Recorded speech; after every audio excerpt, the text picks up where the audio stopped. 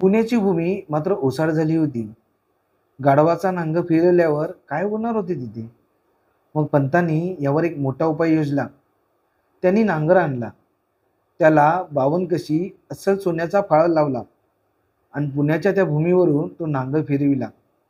सोन्याच्या नांगराने धाकट्या शिवबाने, आईसाहेबांनी आणि सत्तरीला आलेल्या खुद्द दादोजी पंतांनी पुण्याची भूमी नांगरली. लोकात मोठं कौतुक झालं.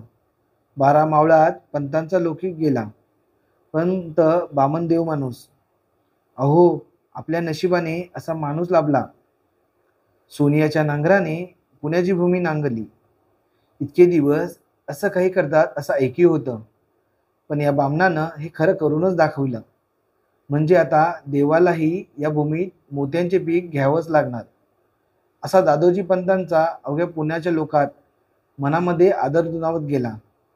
खरोखरच दादोजी पंतांनी सोन्याचा नांग फिरवून एक विलक्षण क्रांती घडवून आणली होती.